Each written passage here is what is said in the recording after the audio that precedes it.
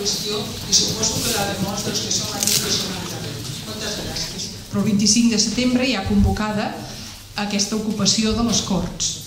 Això és una convocatòria que la poden trobar per internet i que els grups, sobretot afins al moviment del 15M, doncs, jo vaig proposar en el seu moment que la seriositat de la situació actual a nivell econòmic i les perspectives d'empitjorament, al meu entendre, meritaven o feien possible o feien recomanable aquesta convocatòria d'una vaga general indefinida, perquè això és un tipus de mesura que la població no només té el dret a exercir quan es violen els principis que el govern vagi a favor dels interessos de la població i no en contra, i que no es passi aquesta deuta privada de sobte hagi de ser assumida pel conjunt de la població. El deute d'Espanya és en un 80% un deute privat. Doncs si és un deute privat, no és que anem en contra d'honorar els deutes. Si tu tens un deute l'has de pagar, i si és un deute públic doncs ens hem responsabilitzat tots. Però si és un deute privat, per què l'hem de pagar el conjunt de la població? Si és un deute privat, que el pagui qui ha contret aquest deute. I ja saben el raonament, no, perquè si aquests bancs cauen, caiguem tots. Doncs ja veurem, ja ens aixecarem quan caiguem, però de moment que caiguin, perquè això és el que els correspon si han fet aquest tipus de gestió. Això era la primera cosa.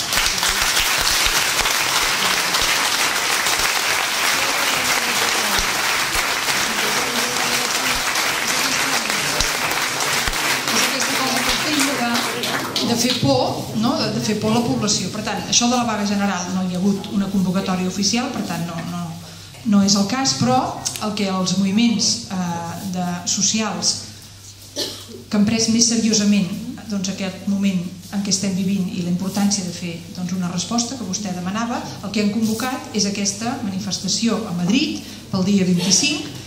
I la intenció no és anar allà a manifestar-se i després en tornar-se'n, sinó que la seva convocatòria, si la busquen a internet, el que diu és que sigui una manifestació massiva i que allà es manté aquesta manifestació al voltant de les Corts amb la intenció que les Corts es dissolguin.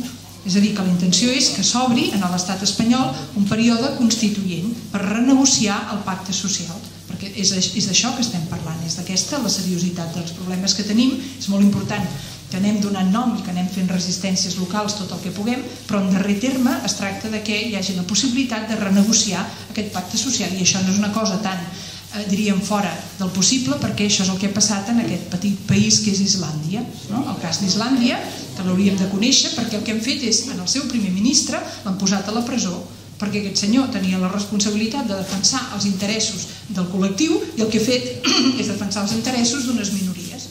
I a més han empresonat també alguns dels banquers que van operar en el seu país de la mateixa manera, en contra de l'interès de la població.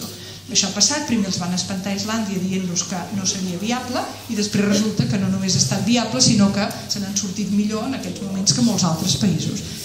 És molt diferent un país de 350.000 habitants que els més de 40 milions de l'estat espanyol, però aquesta convocatòria és una cosa que en aquest moment està damunt de la taula i jo crec que seria molt important, si aquesta convocatòria és majoritària o hi ha suficientment gent, el govern democràtic, encara que sigui democràcia de baixa intensitat, però pressionat per el conjunt de la població, no pot continuar legitimat en el govern, i això crec que és una de les direccions on hauríem d'avançar.